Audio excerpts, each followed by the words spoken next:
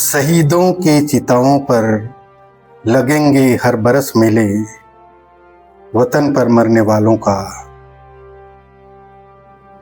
यही बाकी निशा होगा। दल्ली राजरा में मनाया गया कामरेड शंकर गुहा नियोगी का 34वां शहादत दिवस। अभिवादन स्वीकार करिए दरवेश आनंद का। एक क्रांतिकारी की अमर गाथा। घटना दिनांक 28 सितंबर 1991 की वह रात छत्तीसगढ़ के श्रमिक इतिहास में एक गहरे जख्म की तरह अंकित है। भिलाई की मिट्टी ने उस दिन अपने सबसे साहसी सपूत को खो दिया। कामरेड शंकर गुहा नियोगी, जिन्होंने अपनी जिंदगी मजदूरों, किसानों और वंचितों की हक की लड़ाई में खपा दी, गोली का शिकार बने। लेकिन नियोगी की हत्या सिर्फ एक इंसान की हत्या नहीं थी, यह उन सपनों की हत्या थी जिन्हें छत्तीसगढ़ की मजदूर बस्तियों ने देखना शुरू किया था। नियोगी ने दिल्ली राजरा की लाल मिट्टी से निकले श्रमिकों को यह विश्वास दिलाया था कि उनका पसीना सिर्फ कारखानों को नहीं, बल्कि उनके अपने जीवन को भी रोशन कर सकता है।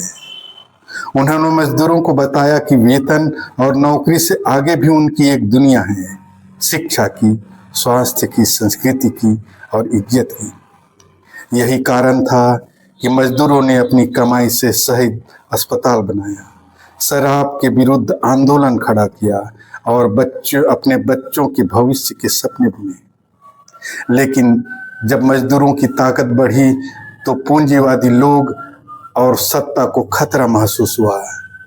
नियोगी की आवाज को दबाने की साजिश रची गई और एक सुबह खबर आई, कामरेड नियोगी की हत्या कर दी गई। यह खबर पूरे छत्तीसगढ़ में बिजली की तरह फैली। दल्ली राजरा, भिलाई, कोरबा, राजनांदगांव, हर जगह मजदूर सड़कों पर उतर आए। रोती हुई औरतें, गुस्से से भरे युवक और स्तब्ध बुजुर्ग, सबके दिल में एक ही सवाल था, क्या मजदूरों की आवाज हमेशा यूं ही कुचली जाएंगी? नियोगी का शरीर भले ही मिट्टी में समा गया, लेकिन उनका सपना आज भी जीवित है। नियोगी मरे नहीं हैं, यह नारा आज भी दल्ली राजरा की हवाओं में गूंजता है, क्योंकि नियोगी सिर्फ एक नेता नहीं थे, वे उम्मीद थे। वे उस संघर्ष का प्रतीक थे जिसने गरीबों को सिर उठाकर जीना सिखाया। उनकी हत्या ने छत्तीसगढ़ को यह सिखा दिया कि संघर्ष आसान नहीं है। सपनों को कुचलने वाली ताकतें हमेशा मौजूद रहेंगी, मगर नियोगी की शहादत ने यह साबित कर दिया कि खून से सींचा गया आंदोलन कभी मरता नहीं। आइए जानते हैं कामरेड शंकर गुहा नियोगी के निजी जीवन और उनके व्यक्तित्व के कुछ अहम हिस्से को। वे केवल एक मजदूर नेता नहीं, बल्कि एक विचारक और सामाजिक कार्यकर्ता भी थे। नियोगी जी की पृष्ठभूमि और प्रारंभिक जीवन की बात करें तो नियोगी जी मूल रूप से पश्चिम बंगाल के जलपाईगुड़ी क्षेत्र से थे। 1970 के दशक की शुरुआत में वह नक्सलवादी आंदोलन के आसपास के समय में छत्तीसगढ़ पहुंचे। उन्होंने दल्ली राजरा माइंस को अपना कर्म भूमि बनाया। यहाँ उन्होंने लोहे की खदानों में मजदूर के रूप में काम भी किया, जिससे उन्हें जमीनी हकीकत की गहरी समझ मिली। शुरुआत में छत्तीसगढ़ आने के बाद उन्होंने भिलाई स्टील प्लांट में काम शुरू किया। उनमें व्यक्तिगत नैतिकता और विचारधारा, मार्क्सवादी प्रतिबद्धता कूट कूट कर भरी थी। नियोगी जी एक प्रतिबद्ध कम्युनिस्ट विचारक थे। उनका अंतिम लक्ष्य मजदूर वर्ग का नेतृत्व करना और समाज में मार्क्सवाद की स्थापना करना था। उनका एक अत्यंत निजी और सार्वजनिक पहलू नशाखोरी, विशेषकर शराब के खिलाफ उनकी कड़ी लड़ाई थी। वह खुद शराब पीने से दूर रहते थे। उनके विचार में शराब का व्यापार, मशीनीकरण और बहुराष्ट्रीय कंपनियों की घुसपैठ आपस में जुड़े हुए थे, जो भारत की आज़ादी को खतरे में डाल सकते थे। उन्होंने मजदूरों के बीच से शराब और सामाजिक बुराइयों को खत्म करने का प्रयास किया, जिससे उनके आंदोलन को एक सामाजिक सुधार का रूप मिला। सादा जीवन उच्च विचार के केंद्र बिंदु थे नियोगी जी। वे एक सादा और समर्पित जीवन जिया। कठोर श्रम के बाद भी देर रात तक पढ़ने की आदत थी, जो रूसी लेखक मक्सिम गोर्की के उपन्यास माँ के चरित्र पावेल पिलासोव से तुलना की जाती है। उनकी लड़ाई केवल औद्योगिक या आर्थिक समानता तक सीमित नहीं थी, वह एक साथ आर्थिक समानता, श्रम का वाजिब मूल्य, सामाजिक बुराइयां, जातिवाद, नशाखोरी और मुख्य धारा की राजनीतिक विचारधाराओं से संघर्ष कर रहे थे। यानी सामाजिक कार्यकर्ता और चिंतक के रूप में चौतरफा लड़ाई लड़ रहे थे। उनके आंदोलन का दर्शन उनके नारे में साफ झलकता था, कमाने वाला खाएगा, जिसका अर्थ था कि खेत या उद्योग में काम करने वाले का ही उस पर हक है। उनके आंदोलन की एक खासियत महिलाओं की बराबर की भागीदारी थी, जो दर्शाता है कि वह लैंगिक समानता के समर्थक थे। कम्युनिस्ट होने के बावजूद उन्होंने एक साक्षात्कार में स्वीकार किया था कि गांधीवादी रास्ता ही विकल्प है। उनके व्यवहारिक और जमीनी सोच को दर्शाता है। नियोगी जी जानते थे उनकी लड़ाई बहुत शक्तिशाली लोगों से है, शराब और लोहे के धंधे से जुड़े व्यापारियों से। इसके बावजूद वह निहत्थे रहते थे। 28 सितंबर 1991 को दुर्ग स्थित उनके अस्थायी निवास पर तड़के उन्हें खिड़की से निशाना बनाकर गोली मार दी गई। विरासत के रूप में 48 वर्ष की कम उम्र में उनकी हत्या ने उन्हें एक शहीद का दर्जा दिया। कई लोग उन्हें भारत की नई आर्थिक नीति के पहले शहीद के रूप में देखते हैं, क्योंकि उनकी हत्या उदारीकरण के दौर के आसपास हुई थी। कुल मिलाकर शंकर गुहा नियोगी का जीवन, निजी जीवन, उनके मजदूर आंदोलन से अविभाज्य था। वह एक निष्ठावान, मार्क्सवादी, सामाजिक सुधारक और निस्वार्थ नेता थे। उन्होंने मजदूरों की न केवल आर्थिक बल्कि सामाजिक मुक्ति की लड़ाई भी लड़ी। शंकर गुहा नियोगी के छत्तीसगढ़ में खासकर दल्लीराजहरा भिलाई क्षेत्र में विकासात्मक, सामाजिक और राजनीतिक योगदान का तथ्यात्मक विवरण को देखें तो शंकर गुहा नियोगी एक श्रमिक नेता, सामुदायिक आयोजक और सामाजिक सुधारक थे।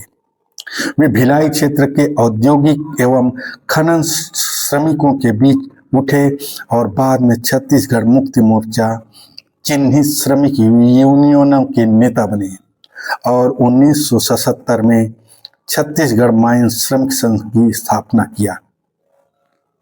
उन्होंने कॉन्ट्रैक्टर एवं खनन श्रमिकों को संगठित करने का कार्य शुरू किया, विशेषकर दल्लीराजहरा के लौह अयस्क खदानों और संबंधित मजदूरों के लिए।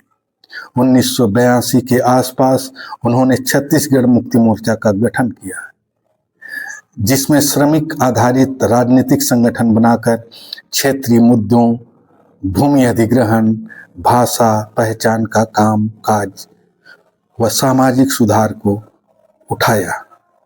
जहां उन्होंने आंदोलन को सिर्फ संघर्ष का तक सीमित न रखकर निर्माण कार्यों की दिशा में जोड़ा। उनका नारा था संघर्ष और निर्माण। तत्पश्चात शहीद अस्पताल की स्थापना किया गया, जहां सस्ती और समर्पित स्वास्थ्य सेवाएं उपलब्ध कराई गई। शहीद अस्पताल आज भी उनकी स्मृति और मार्गदर्शन का जीवंत उदाहरण है। इन गतिविधियों ने श्रमिक और ग्रामीण समुदायों की जीवन शैली व क्षमता पर सकारात्मक प्रभाव डाला। उनके शराब विरोधी आंदोलन ने ग्रामीण मजदूरों की वित्तीय व सामाजिक दशा में सुधार किया। स्थानीय सामाजिक एवं पारिवारिक जीवन पर भी असर डाला।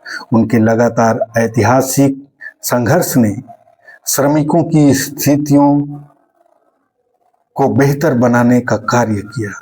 उनके विकास का मॉडल था संघर्ष और निर्माण, यानी यूनियन के वाजिब मांग ही न करें बल्कि अस्पताल, स्कूल, स्थानीय रोजगार और सांस्कृतिक उत्थान जैसे निर्माण भी करें। वे लीडर होने के साथ अच्छे लेखक भी थे। कॉमरेड शंकर गुहा नियोगी का वास्तविक नाम धीरेन्द्र था जब वे भिलाई स्टील प्लांट में कार्य कर रहे थे, लेकिन मजदूरों की हड़ताल कराने के चलते उन्हें बीएसपी की नौकरी से निकाल दिया गया।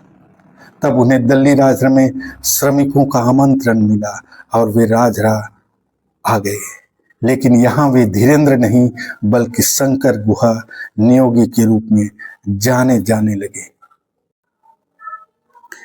शंकर गुहा नियोगी की जीवन यात्रा और आंदोलनों की साल दर साल महत्वपूर्ण कालखंड बताया जाता है। वे 60 एवं 70 के दशक के बीच छत्तीसगढ़ पहुंचे थे। 1966 में भिलाई स्टील प्लांट में मजदूर के रूप में कार्य करते हुए बीएसपी प्रबंधन के खिलाफ हड़ताल करा दिए थे। इसके बाद से 1970-71 के दौरान श्रमिक समस्याओं से जुड़ाव शुरू हुआ। 1977 में छत्तीसगढ़ माइंस श्रमिक संघ की स्थापना कर मजदूरों को संगठित किया।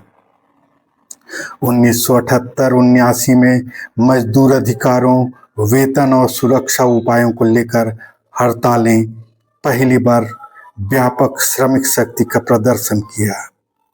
1980-81 के दशक में माइंस मजदूर संघ ने सामाजिक उत्थान की दिशा में कदम बढ़ाते हुए मजदूर परिवारों के लिए स्कूल, स्थानीय स्वास्थ्य और सांस्कृतिक धरोहरों पर जोर दिया।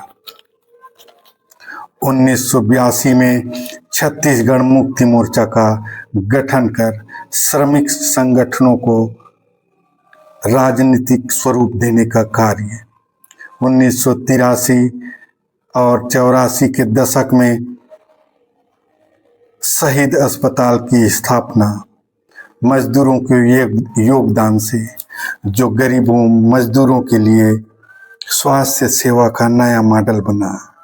1984-86 में मजदूर एवं गरीब परिवारों के सामाजिक बदलाव लाने शराबबंदी आंदोलन की शुरुआत।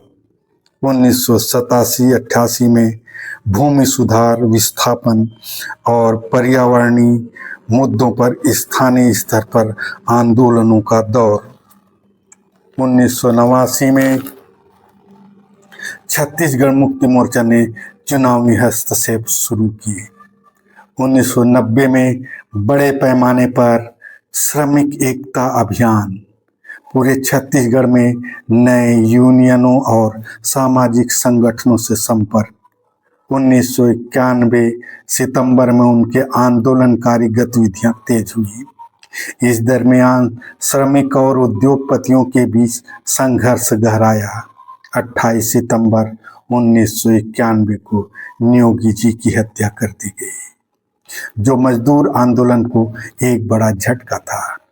कॉमरेड शंकर गुहा नियोगी का प्रभाव आज भी स्थानीय ग्रामीण समुदाय में गूंजता है।